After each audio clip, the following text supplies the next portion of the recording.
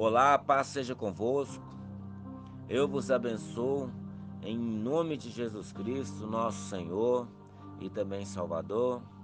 Espero que esteja tudo bem com você, com a sua família e que o Senhor tenha cuidado de você, dos seus familiares, te protegido de todo mal. Em nome de Jesus. Convido você a fechar os seus olhos, se você puder, claro. Vamos falar com Deus nessa hora, em nome de Jesus Cristo. Senhor Deus Todo-Poderoso, Criador dos céus e da terra, louvado, exaltado, engrandecido seja o teu santo e glorioso nome. Tu és digno, Deus, de toda honra, de toda glória e majestade. Não há nenhum Deus ou ser que se compare a ti. Tu és único, tu és soberano, tu és o Deus supremo. Nada se compare a ti, pois tu és Deus. Pai, em nome de Jesus, eu peço, Senhor, que nos perdoe as falhas, perdoa os nossos erros. Temos falhado em tantas situações, em tantos momentos, mas pedimos ao Senhor que tenha misericórdia de nós, pois somos falhos e pecadores. Nos ensina o caminho que devemos andar e andaremos por meio dele. Guia-nos, ó Deus, por meio da tua palavra, por através da tua palavra, por meio desse rico evangelho, para que possamos, em nome de Jesus Cristo, andar de modo digno da nossa vocação, digno do evangelho, digno de Jesus Cristo, que possamos abrir mão de nossas próprias vidas e viver uma vida de santidade, de piedade e viver uma vida que agrade ao seu coração, Deus. Em nome de Jesus, nos conduza, nos guie. Peço ao Senhor que o teu Espírito Santo possa revelar a tua palavra em nossos corações e que possamos ser, em nome de Jesus, fortalecidos no Senhor e na força do seu poder. Assim eu oro, agradeço ao Senhor por essa rica oportunidade, em nome de Jesus, que assim seja. Amém e graças a Deus. Bom, meus irmãos, a palavra do Senhor para a nossa meditação no dia de hoje se encontra na carta do apóstolo Paulo aos Gálatas. Se encontra aí no capítulo de número 2. Nós vamos ler do versículo 16 ao versículo 21. E os versículos eu passo a ler agora, nesse instante. Em nome de Jesus, você pode me acompanhar aí. Sabendo que o homem não é justificado pelas obras da lei, mas pela fé em Jesus Cristo, temos também crido em Cristo Jesus, para sermos justificados pela fé em Cristo, e não pelas obras da lei. Porquanto pelas obras da lei nenhuma carne será justificada. Pois, se nós, que procuramos ser justificados em Cristo, nós mesmos também somos achados pecadores. É porventura Cristo ministro do pecado? De maneira nenhuma. Porque se torno a edificar aquilo que destruí, constituo-me a mim mesmo transgressor. Porque eu, pela lei, estou morto para a lei, para viver para Deus. Já estou crucificado com Cristo, e não vivo, mais eu, mas Cristo vive em mim. E a vida que agora vivo na carne, vivo-a pela fé do Filho de Deus, o qual me amou e se entregou a si mesmo por mim. Não aniquilo a graça de Deus, porque se a justiça provém da lei, segue-se que Cristo morreu em vão. Irmãos, nós vamos tratar de um assunto muito interessante, onde estaremos falando da primeira lei ou do primeiro pacto ou do primeiro ou velho testamento, aonde a justificação humana se dava pelo cumprimento das obras da lei de Moisés.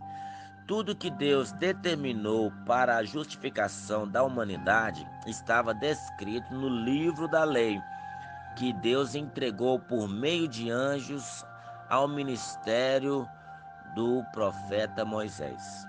Moisés conduziu o povo de Deus em toda a lei de Deus. Então, todo aquele que pecasse de acordo com o que estava descrito na lei de Moisés, deveria ser morto, porque estava escrito na lei: a alma que pecar, essa alma morrerá.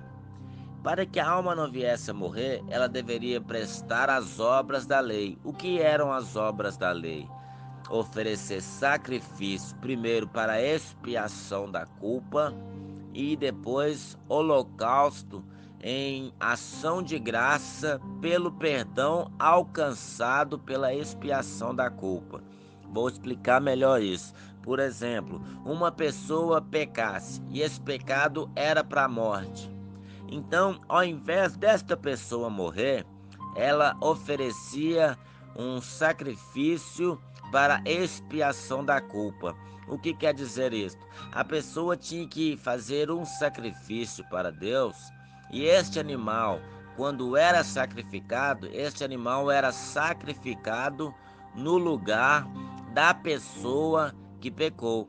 Por exemplo, eu pequei e esse pecado era para a morte, então eu sacrificava este animal e este animal morria por causa da culpa do meu pecado. E depois eu tinha que oferecer um sacrifício em ação de graça. O que quer dizer isso? Depois de eu ter sacrificado um animal que morreu em meu lugar, eu recebi o perdão.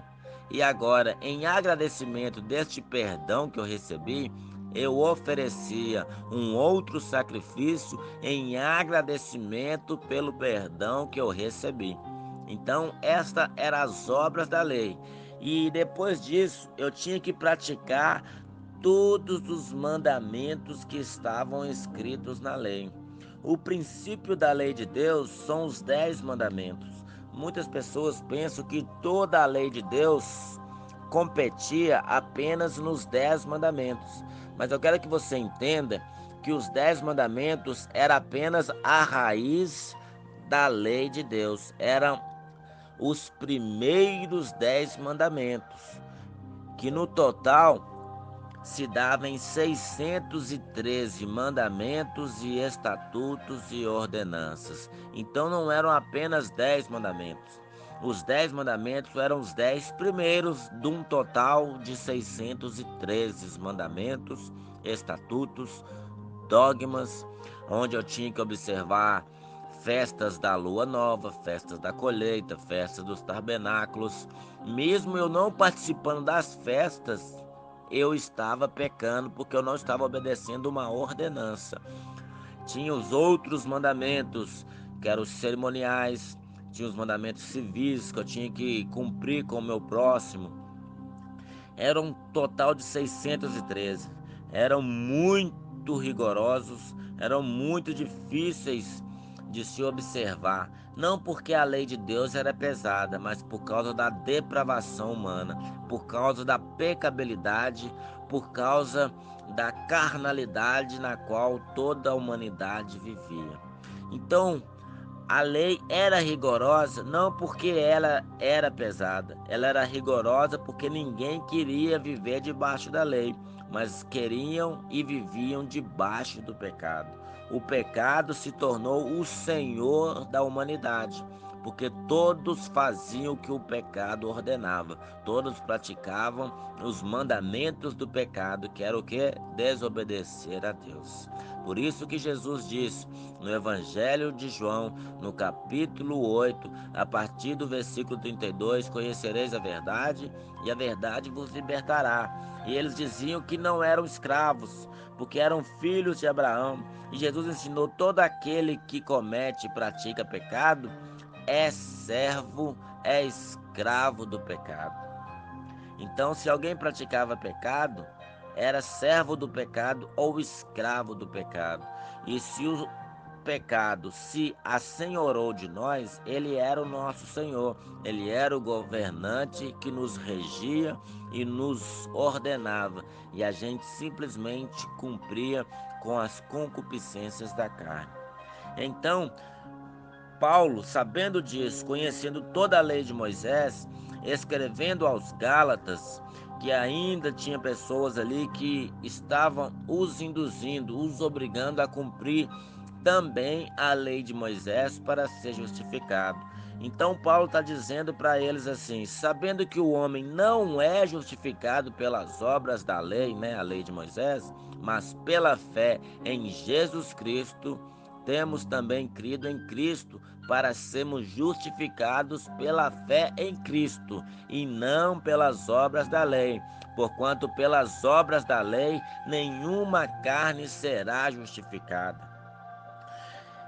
Eu quero que você entenda nesse versículo 16 que a lei de Moisés, por causa da carnalidade, por causa do apreço pelo pecado, as pessoas não conseguiam cumprir o rigor da lei de Moisés. A lei se tornou rigorosa não por causa de Deus, mas por causa do homem, porque o homem é pecador, o homem é falho, é fraco e se inclina facilmente para as obras da carne. Então, por causa desta inclinação para o pecado, ninguém se justificava pelas obras da lei. Porque no momento em que a pessoa ela pecava, e esse pecado era para a morte, naquele momento ali que ela oferecia um animal para morrer no lugar dela e outro para agradecer pelo perdão da culpa, o que aconteceu? As pessoas entendiam assim: já que não sou eu que morro, já que é um animal que morre em meu lugar, toda vez que eu pecar, eu vou oferecer um animal e vai ficar tudo bem. Assim, eles estavam tornando a lei de Deus incapaz de justificá-los, porque toda vez que alguém pecava, simplesmente oferecia um animal e assim a mente da pessoa se tornava cauterizada, petrificada, se tornava inútil, porque ela tinha uma consciência de que toda vez que ela pecasse, era só oferecer um animal que estava tudo resolvido. Assim, as pessoas não buscavam santidade, não buscavam agradar a Deus, porque Deus, sendo justo, ele tinha que cumprir aquilo que estava determinado pela lei que ele mesmo deu para Moisés. Então, para que a pessoa não morresse, ela oferecia um animal e saía ilesa da culpa. E assim as pessoas foram se tornando profanas, impuras, já entravam no templo para oferecer um animal e já saía dali não com o coração quebrantado, não com o coração piedoso, não com o coração arrependido. Ela apenas pensava no seu bolso: gastei mais um animal, gastei mais com outro animal, e assim sucessivamente. E dessa maneira eles pecavam e prevaricavam contra a lei de Deus. Por isso que pela obra da lei ninguém era justificado, porque a mente da pessoa se tornava infrutífera quanto à santidade, quanto à determinação em agradar a Deus em espírito e em verdade. Por isso que Paulo está escrevendo aí: sabendo que o homem não é justificado pelas obras da lei, mas pela fé em Jesus Cristo. Temos também crido em Cristo Jesus para sermos justificados pela fé em Cristo, não pelas obras da lei. Porquanto pelas obras da lei nenhuma carne será justificada. Olha aí o versículo 17. Pois se nós, que procuramos ser justificados em Cristo, se nós mesmos também somos achados pecadores, é porventura Cristo ministro do pecado? De maneira nenhuma. É aquilo que já venho falando. Porque se a pessoa ela é justificada agora, não pela obra da lei, mas pela fé em Jesus Cristo, e ela torna a continuar na prática de pecado, ela está tornando Cristo um ministro de pecado. Só que Paulo está perguntando: é porventura Cristo ministro do pecado? E ele fala: de maneira nenhuma. Por quê? Se nós que procuramos ser justificados em Cristo e continuamos o quê? Sendo achados pecadores, como aqueles homens eram na lei de Moisés, porque já saíam de lá com o coração voltado às práticas da carne. Então, se hoje nós temos a fé em Jesus Cristo, sabemos que ele morreu para pagar o preço pelos nossos pecados. Sabemos que ele foi totalmente massacrado, espancado, ele foi surrado para que no corpo dele ele levasse toda a maldição da lei contra nós. Por que agora nós sabemos que ele fez tudo isso por nós, nós vamos entregar o nosso corpo para o pecado?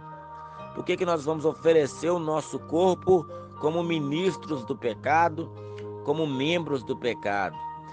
É como se nós falássemos, já que Cristo é o nosso justificador, nós vamos ser como ele. Só que aí começamos as práticas do pecado.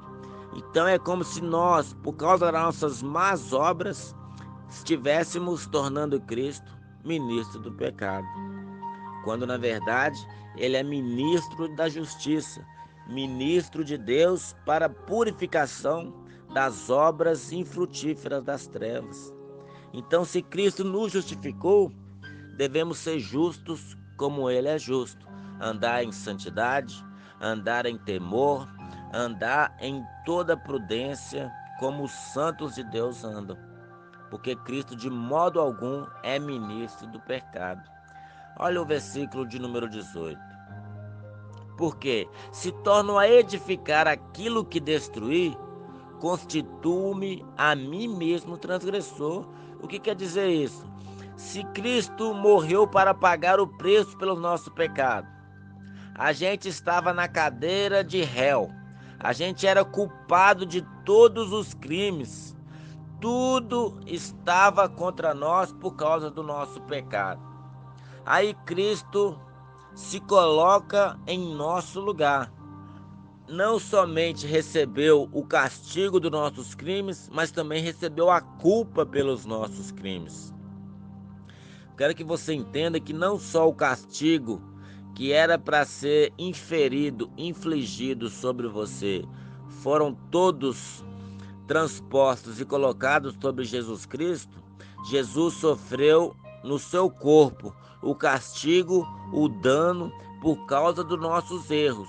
Não só recebeu o castigo, a punição, mas também recebeu sobre ele a culpa dos nossos crimes.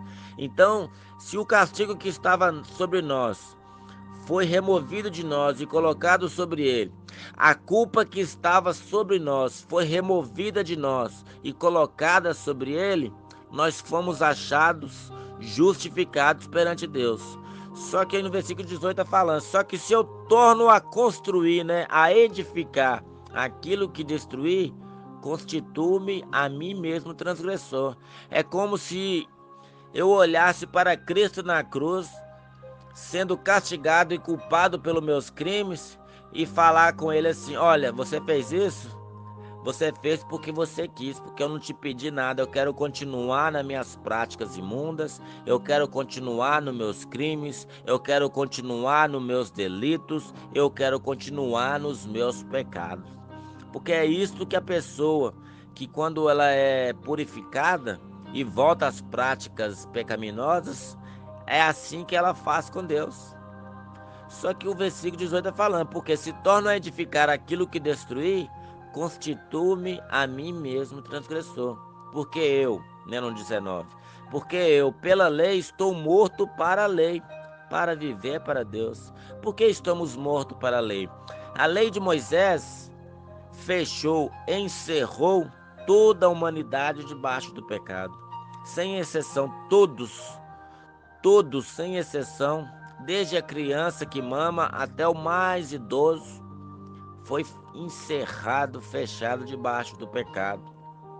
Então, a lei nos matou em Cristo, porque se era nós que deveríamos morrer por causa dos nossos pecados e Cristo morreu, então a lei matou Cristo em nosso lugar. Se Cristo morreu em nosso lugar, recebendo a punição e a culpa dos nossos erros, nós morremos junto com ele na cruz. Por isso que o 19 está falando, porque eu pela lei estou morto para a lei. Por quê? Porque a lei matou Cristo, então a lei também nos matou. Só que se eu torno a edificar a mim mesmo, me constituo transgressor. Porque se meu corpo morreu e foi crucificado com Cristo lá na cruz, mas eu me removo da cruz e volto às práticas do pecado, então eu não estou mais morto para a lei. Por quê? Porque eu removi-me da cruz para voltar à prática do pecado. Agora, se eu quero viver para Deus, eu devo permanecer com o meu corpo crucificado com Cristo. Olha o versículo 20. Já estou crucificado com Cristo e vivo, não mais eu, mas Cristo vive em mim.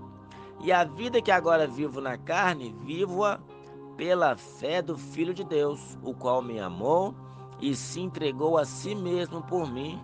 Irmãos, se Cristo vive em mim, e se não sou mais eu que vivo, mas é Cristo que vive em mim, e se eu estou crucificado com Cristo, como pode o meu corpo ter sido crucificado com Cristo, Cristo vivendo em mim, e eu continuo nas práticas do pecado? Continuo no adultério, na mentira, na lascívia, no roubo e qualquer outra prática. Como podemos dizer que Cristo está vivendo em nós se nós vivemos dessa maneira? Por isso que Paulo está perguntando: acaso Cristo é ministro do pecado? De maneira nenhuma, não é verdade? Então, o que nos faz refletir é que de fato eu não entreguei minha vida para Cristo. Eu não sou servo de Cristo. Eu não sou filho de Deus. Porque pela boca, pela minha palavra, eu afirmo que Cristo vive em mim. Mas nas práticas, parece que quem vive em mim é o diabo. Porque as obras que eu pratico são infrutuosas, são obras das trevas. Irmãos, não é bom viver na hipocrisia. Não é bom viver na mentira.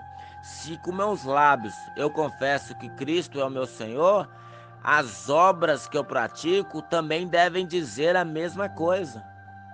Ou então não nascemos de novo, ou então não fomos regenerados, ou então Cristo não vive em nós.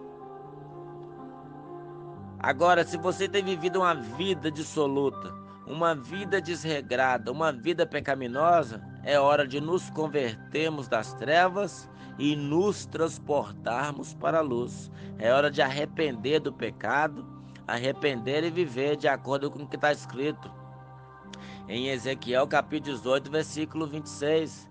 Devemos nos arrepender para vivermos com Cristo, irmãos. Deus não tem prazer na morte do ímpio. Antes quer que ele se arrependa e viva. Se você tem vivido uma vida de impiedade, uma vida de transgressão, uma vida de totalmente entregue ao pecado, como pode Cristo estar vivendo dentro de você? Como pode Jesus ser a luz e você viver em trevas? Como pode Cristo ser o Filho de Deus e você viver como um filho do diabo? Irmãos, pare de enganar a você mesmo. É necessário você se arrepender. É necessário você mudar de vida. Cristo está voltando. O reino de Deus está chegando. O julgamento do trono branco do Deus Todo-Poderoso adivinhe e não tardará. Vai chegar e você vai ser colocado no banco de réu se você continuar nessa vida. Se você continuar vivendo a escuridão, é para a escuridão que você vai viver eternamente. Se você continua a praticar pecados, então abra mão dessa vida com Cristo e entregue-se de uma vez por todas para o diabo e vai viver essa vida com o diabo. Porque se você tentar viver para Deus, construindo meias verdades para te seduzir, te enganar com falsos discursos, vai chegar o dia do juízo e você será condenado, porque você não viveu em verdade, você não viveu na luz, você viveu nas trevas. É hora de se arrepender, é hora de despertar do sono, igual está escrito em Efésios capítulo 5, versículo 14, desperta tu que dormes, levanta dentre os mortos que Cristo te iluminará. Até quando você vai ficar nessa vida mesquinha? Até quando você vai ficar nessa vida de mentira? Quando você está na igreja, você é um santinho. Mas quando você está sozinho, quando você está no secreto, você vive como um demônio. Você vive como um desgraçado, pobre, cego e nu. Recomendo, aconselho-te que de Deus compre ouro fino para te enriquecer, colírio para ungir os teus olhos, veste para cobrir a vergonha da tua nudez. É hora de acordar, É tempo de despertar, pois a salvação está mais próximo agora do que quando cresce. Perto está o Senhor. Invoque enquanto Ele está perto, busque enquanto você pode achá-lo. E conforme está escrito em Amós, capítulo 4, versículo 12, prepara-te, Israel, para encontrar com o Senhor teu Deus. Meu irmão. Minha irmã. Deus conhece o teu coração. Deus vê a tua mente, quantos desejos impuros, pecaminosos habitam nessa mente. Nos porões da sua alma há muita sujeira que precisa ser expurgada, precisa ser limpo pelo sangue de Jesus. Então arrependa dessa vida mentirosa, dessa vida de trevas e vida de total depravação. Acorde, levanta dentre os mortos, pois chegará um tempo em que não haverá mais tempo. Como pode você dizer que está crucificado com Cristo? Como você pode dizer que não é você que vive, mas é Cristo que vive em você? E você agora viver na carne, viver na depravação, viver em total putrefação espiritual? É tempo de se arrepender, é tempo de despertar, é tempo de aniquilar a velha criatura, o velho homem, essa velha mulher que habita dentro de você. E viver em novidade de vida, viver em santidade, pois sem santidade ninguém verá o Senhor. É tempo de buscar, é tempo de arrepender, é tempo de acordar. O Senhor já está vindo, em breve ouviremos o ressoar dessa trombeta de Deus. Não é hora de ficar brincando, é hora de acordar, é hora de viver para Deus. Versículo 20. Já estou crucificado com Cristo, e vivo não mais eu, mas Cristo vive em mim. E a vida que agora vivo nessa carne, na carne aqui, vivo-a pela fé do Filho de Deus, o qual me amou e se entregou a si mesmo por mim. Irmãos, é tempo de parar de olhar para as nossas vidas. Devemos olhar para a cruz, devemos olhar para o patíbulo, aquela madeira onde Cristo foi amarrado e surrado. Escute o barulho do chicote, escute o barulho do azorrague, rasgando a carne do nosso Senhor. Veja os sulcos sendo abertos na carne dele, olha a carne dele sendo retalhada. Contemple o sangue vertendo da carne do nosso Cristo. Olha aí o sangue descendo da cabeça dele, descendo pelas costas até tocar o chão. Contemple o corpo dele tremendo de tantos golpes do chicote. Olha aí o sangue saindo, sinta o cheiro do sangue do nosso Senhor. Olha a coroa cravada em sua cabeça. Olha os espinhos entrando em seu crânio, lhe perfurando a fronte. Contemple os olhos dele inchados de tanto ser espancado. Olha o rosto dele deformado de tantos golpes. Olha para o nosso Cristo na cruz, ele mal consegue se firmar de pé. Olha como ele está respirando com dificuldade. Olha como ele se contorce preso naquela cruz, sem direitos, sem nenhuma liberdade, sem nenhum desejo próprio. Olha ele sendo totalmente chacoteado. Olha como as pessoas olham para ele e cospem nele. Olha como debocham dele. Olha como riem dele naquela cruz. Olha como ele está sendo totalmente vexamado. As pessoas olham para ele e balançam a cabeça de um lado para o outro, dizendo: salve, rei dos vermes! Ó rei de prostitutas e ladrões! Não foi tu que salvou a tantos? Desce da cruz e creremos em ti. Salvou a tantos e não pode salvar a ti mesmo. Ó rei dos vermes, ó rei dos pobres e miseráveis, desça da cruz e creremos em ti.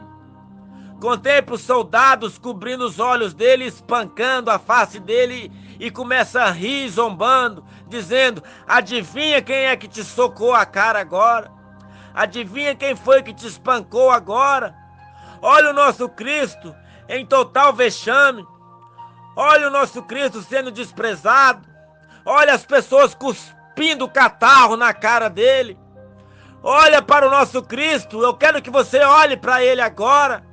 Será que você não tem vergonha de viver dessa maneira, vendo um Cristo sendo totalmente espancado, totalmente humilhado, porque ele te ama? Ele sofre tudo isso porque ele te ama. Mas você diz que o ama, mas vive dessa maneira. Você não tem vergonha na cara? Você não tem vergonha do desprezo que o nosso Cristo sofreu por te amar, por querer o seu bem? Mas você não resiste, né? Tem que acender um cigarro para fumar. Você tem que ir pro boteco, encher a cara. Você tem que espancar a sua esposa. Você tem que trair o seu marido. Você não aguenta, tem que roubar os dízimos. Você não aguenta, não é? Tem que ir lá assistir pornografia. Você não aguenta, né? Tem que roubar. Você não aguenta, porque o pecado é o seu Deus. O pecado é o seu Senhor. Não importa o que Cristo faça, não importa o que Cristo fez, mas você sempre se entrega à lascívia, sempre se entrega à mentira, sempre se entrega à gritaria, à soberba, ao orgulho próprio. Ah, mas você diz que ama o Senhor, mas tem que trair seu namorado. Você diz que ama o Senhor, tem que enganar a sua noiva. Você diz que ama o Senhor, mas tem que burlar as aulas na faculdade. Você diz que ama o Senhor, mas tem que roubar o seu patrão. Você diz que ama o Senhor, mas tem que entregar um atestado falso na empresa. Você diz que ama o seu Senhor, mas vive como um pecador, como um filho do demônio. Só que está escrito aí, que se, no versículo 18, porque se eu torno a edificar aquilo que destruí, constituo-me a mim mesmo transgressor. Palavras duras, na verdade, mas é o que está escrito aí. Por isso que as pessoas não gostam de ler a Bíblia, porque a Bíblia aponta os seus erros, aponta as suas falhas, e como você quer viver nas trevas, você não lê a Bíblia, porque tem medo dela dizer o quão sujo, quão imundo, quão desgraçado você vive, não é verdade? Olha aí o versículo 21. Não aniquilo a graça de Deus, porque se a justiça provém da lei, segue-se que Cristo morreu em vão. Muitos ensinam hoje que nós devemos cumprir a lei de Moisés se queremos ser justificados. Devemos cumprir a lei de Moisés, devemos cumprir tudo ali. Muitos dizem que devemos cumprir a lei do dízimo. Irmãos, a lei do dízimo é muito mais do que apenas entregar 10% do seu salário todo mês na igreja. A lei do dízimo dizia que nós tínhamos que sacrificar animais. As pessoas saíam de lá com cheiro de sangue no dia de consagrar o dízimo ao Senhor. Tinha que ofertar um animal, tinha que estar em paz com a família para entregar o dízimo. Você tinha que ajudar os órfãos, tinha que ajudar as viúvas, tinha que ajudar o estrangeiro, mas a igreja não ensina isso. Ensina que os dízimos é só 10%. Se você não dá os 10%, você está roubando a Deus. Só que você está roubando a Deus nas orações. Você está roubando a Deus em amar o próximo. Você está roubando a Deus em enganar, mentir, sendo enganado. Irmãos, é tempo de despertar. O que a lei não podia fazer para te justificar, Jesus completou, cumpriu toda a lei. Romanos capítulo 10, versículo 4 diz que Cristo é o fim da lei para os que creem. Cristo é o fim da lei para os que creem. É tempo de acordar. A lei nunca foi dada para justificar o homem. A lei foi dada somente para que as pessoas conhecessem os pecados que elas viviam. A carta de Gálatas nos diz que a lei era o aio, era o tutor, era um condutor. A lei apontava para Cristo. E quando Cristo veio, ele cumpriu toda a lei. para que você também tivesse cumprido a lei por meio de Cristo, pela obediência de Cristo. É tempo de acordar, meus irmãos. É tempo de despertar do sono, pois o Senhor está vindo. Se você vive nessa maneira a qual nós descrevemos, é tempo de arrependimento. É tempo de buscar o Senhor. Não quero me alongar mais, eu creio que fui bem claro e específico nessa mensagem. Peço, Deus, que através do Espírito Santo possa te trazer uma vergonha na cara, que o seu rosto possa ficar corado de vergonha, se é que o Espírito de Cristo habita dentro de você. Se não, pode deixar que essa palavra não é para você, essa palavra é só para os filhos de Deus. Então vamos falar com Deus, você que é filho dele, o resto apenas escute. Senhor Deus Todo-Poderoso, em nome de Jesus Cristo, pedimos ao Senhor que nos ensine o caminho que devemos andar e andaremos por meio dele. Guia-nos, ó Deus, em toda a verdade do Evangelho, para que possamos ser um com Cristo. Perdoe as nossas falhas, perdoe os nossos erros, que possamos andar na luz e não nas trevas. Nos desperta, nos levanta dentre os mortos, para que possamos andar aliançados com o Senhor por meio de Jesus Cristo. Assim eu entrego a vida de cada um nas suas mãos, pelo poder que há no nome bendito de Jesus Cristo. Que assim seja. Amém. E graças a Deus.